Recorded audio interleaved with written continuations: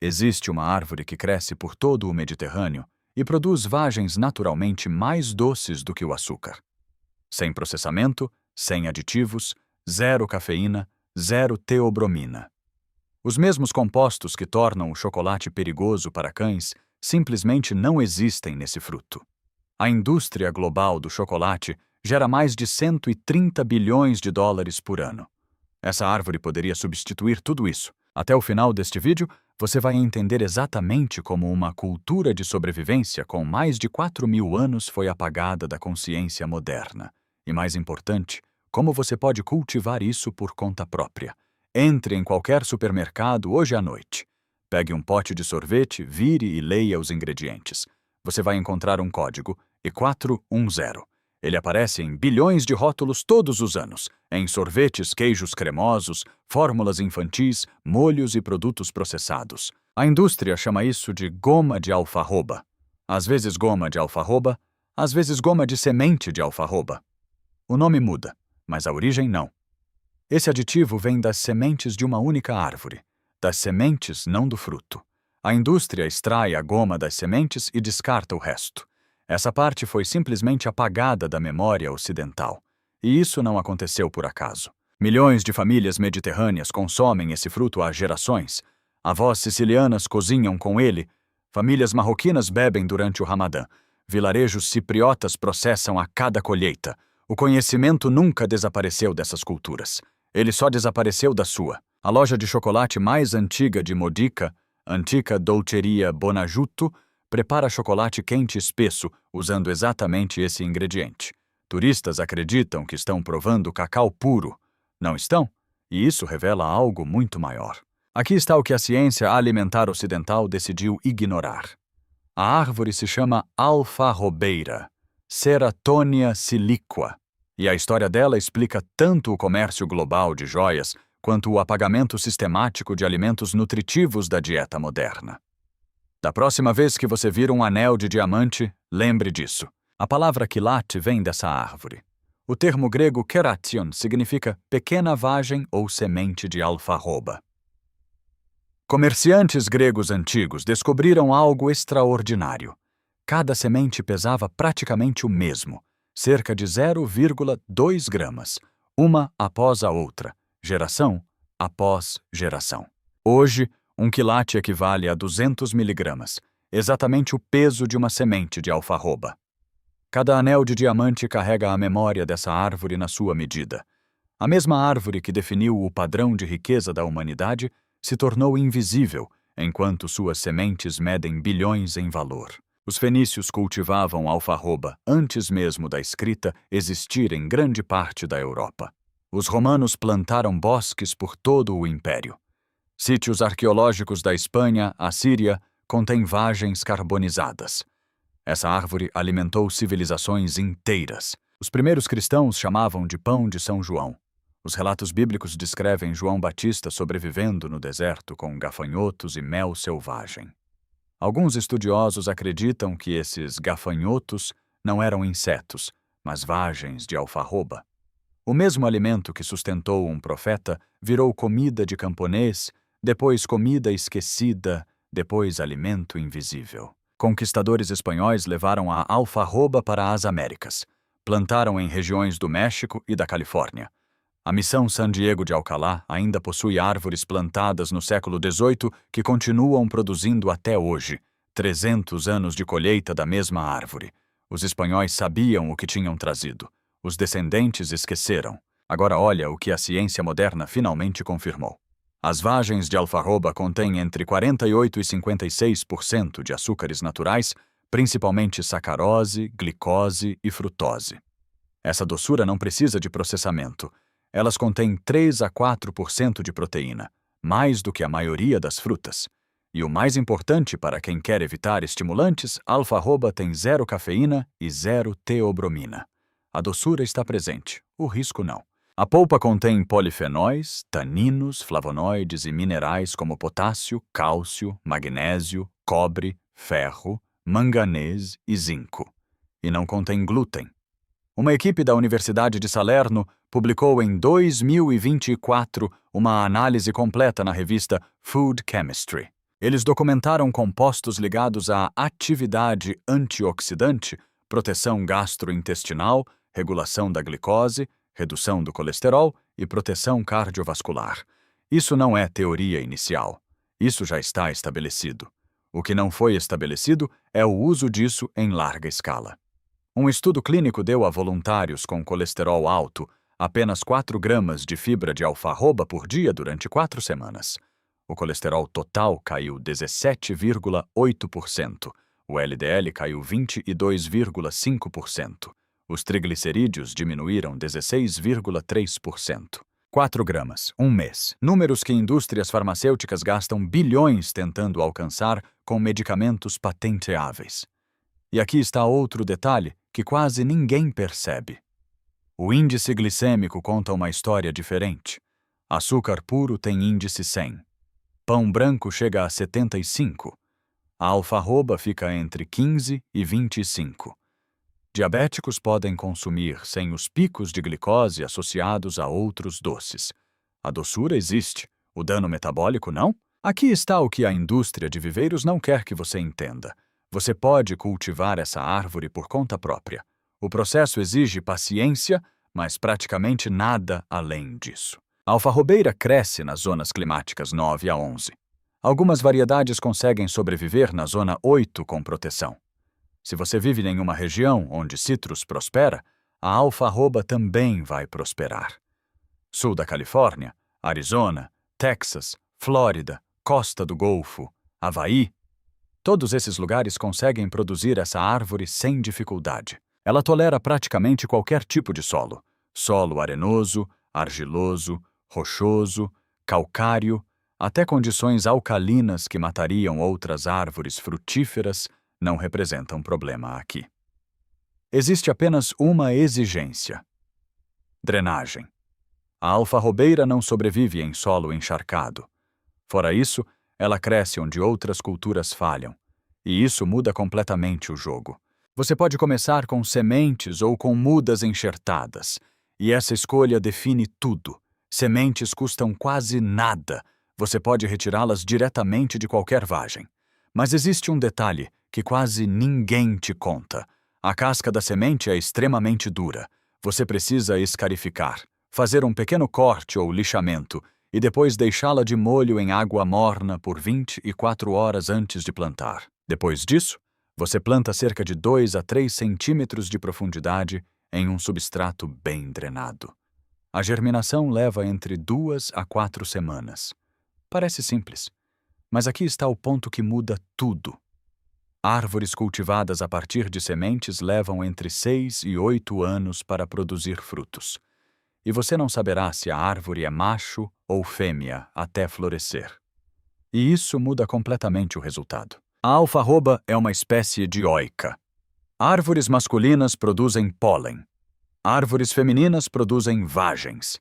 Se você plantar apenas uma árvore e ela for macho, você nunca vai colher nada. Ela vai crescer, vai dar sombra, vai parecer saudável, mas não vai produzir alimento. Produtores comerciais evitam esse risco usando mudas enxertadas. Uma muda enxertada vem de uma árvore feminina conhecida.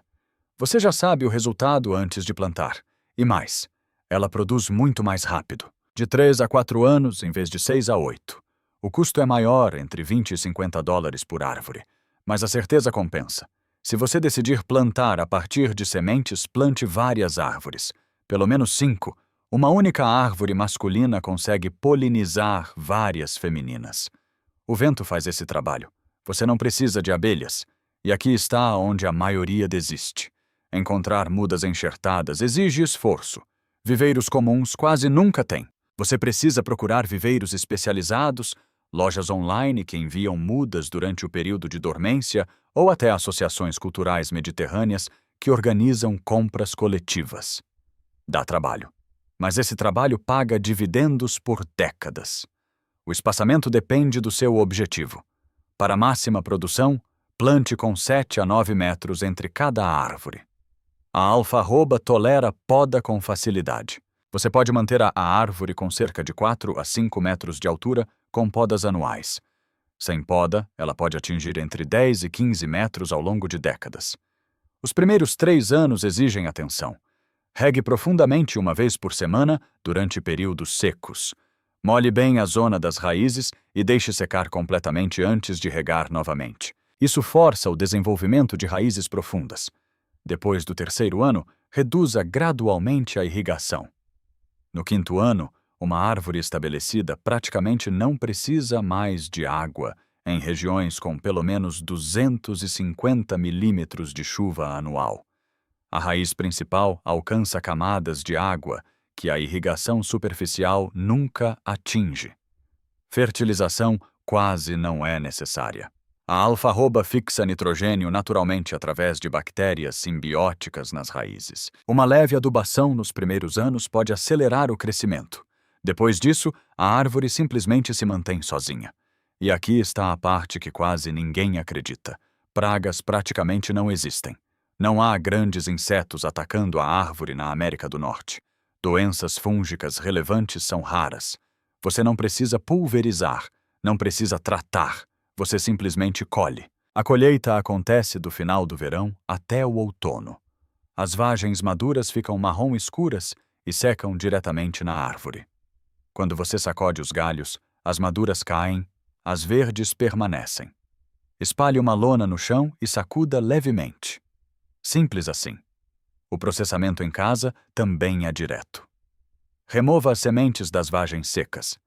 Triture a polpa restante com um moinho ou liquidificador potente. O pó resultante pode ser armazenado indefinidamente em recipientes herméticos, sem refrigeração. Uma única árvore madura pode produzir entre 90 e 180 quilos de vagens por ano. Muito mais do que uma família consegue consumir. E isso é apenas o começo. Você pode transformar as vagens em xarope, cozinhando-as lentamente em água por algumas horas, coando e reduzindo o líquido. O resultado é um xarope espesso, semelhante ao melaço, com um sabor rico e naturalmente doce. Ele se conserva por meses sem necessidade de refrigeração. Você pode regar sobre panquecas, misturar em aveia ou combinar com tahine para criar uma pasta tradicional mediterrânea que existe há muito mais tempo do que a Nutella. Isso não é uma substituição moderna. Isso é algo que já existia muito antes do que você conhece hoje. Você também pode fazer gotas de alfarroba em casa, misturando o pó com óleo de coco e uma pequena quantidade de adoçante. Despeje em moldes, leve à geladeira até solidificar. O resultado se parece com gotas de chocolate, derrete como chocolate, mas não contém nenhum dos compostos que mantêm pessoas sensíveis acordadas à noite. E aqui está onde tudo muda. Quando você torra a alfarroba, o perfil de sabor se transforma completamente. Espalhe o pó cru em uma assadeira e asse a cerca de 150 graus por 10 a 15 minutos, mexendo ocasionalmente. O calor aprofunda o sabor, reduz a adstringência e cria notas que lembram chocolate amargo ou café. Diferentes tempos de torra produzem perfis diferentes. Você não está copiando chocolate. Você está criando algo próprio. E as sementes que você remove durante o processamento também têm valor. Não descarte. Elas contêm exatamente a mesma goma que a indústria extrai e vende por bilhões de dólares. Você pode moer essas sementes até obter um pó fino que funciona como espessante natural. Use em sorvetes caseiros, adicione a smoothies para dar corpo, incorpore em molhos que precisam de textura sem usar laticínios. O mesmo ingrediente vendido a preço premium cresce no seu quintal. Agora entenda como uma cultura tão simples se tornou algo quase tóxico culturalmente. A década de 1970 mudou tudo. Lojas de produtos naturais nos Estados Unidos começaram a vender alfarroba como substituto do chocolate. E esse foi o erro fatal. Imagine entregar para uma criança acostumada com chocolate industrial um brownie de alfarroba e dizer que é a mesma coisa. A expectativa está calibrada para açúcar, gordura, cafeína e teobromina. A alfarroba não entrega nada disso. A criança se sente enganada, a experiência vira rejeição, e essa memória permanece. Essa comparação foi criada para falhar. Nenhum substituto vence quando é medido pelos padrões do original. A alfarroba nunca teve chance quando foi posicionada como falso chocolate. Ela precisava ser apresentada como o que realmente é. E é exatamente aqui que quase todo mundo erra. Quando você para de esperar chocolate, o sabor se revela. Quente, terroso, naturalmente doce, com notas de caramelo e fruta seca. Algumas pessoas percebem até nuances de avelã. O sabor se sustenta sozinho quando você remove a comparação. E isso não é novidade. Cozinheiros mediterrâneos sempre entenderam isso. Eles nunca tentaram transformar a alfarroba em chocolate. Usam em receitas que não fazem referência a nada além dela mesma. Xarope de alfarroba sobre tahine, misturado em iogurte, integrado em pratos que existem há séculos. E quando você olha para lugares como Chipre, você entende o que o resto do mundo perdeu. Vilarejos produzem pastele, uma combinação de xarope de alfarroba com sementes de gergelim prensadas em barras. Produzem licor de alfarroba fermentando o xarope com especiarias. Assam pão de alfarroba usando farinha das vagens secas. Misturam o pó no café para dar doçura sem amargor. Existe uma cozinha inteira baseada nisso. Nenhuma dessas receitas tenta imitar chocolate. Elas simplesmente são o que são. E talvez seja isso que o resto do mundo nunca entendeu. Agora vamos para a parte que realmente importa. A estrutura por trás de tudo isso. O mercado global de chocolate ultrapassou 125 bilhões de dólares em 2024, e esse sistema depende de monoculturas tropicais. O cacau só cresce em uma faixa estreita próxima ao Equador. Cerca de 70% da produção vem da África Ocidental. A cadeia de suprimentos atravessa oceanos. O processamento exige infraestrutura industrial. A distribuição depende de cadeia refrigerada. Cada etapa adiciona custo. Cada etapa gera lucro para alguém. A alfarroba não precisa de nada disso. Não exige desmatamento tropical. Não depende de cadeias globais. Não exige irrigação intensiva. Um agricultor com algumas árvores pode produzir localmente. Um sistema simples, descentralizado, impossível de monopolizar. E é exatamente por isso que ele nunca foi incentivado. Patentes não protegem o ato de prensar uma vagem. Um produtor com 5 árvores não ameaça ninguém. Mas 1000 produtores começam a mudar a narrativa. 10.000 começam a afetar o mercado. E agora entra a parte que quase nunca é discutida. O trabalho infantil na indústria do chocolate. Empresas prometeram eliminar isso repetidamente. Prometeram em 2001, depois em 2005, depois em 2008, 2010, 2015, 2020.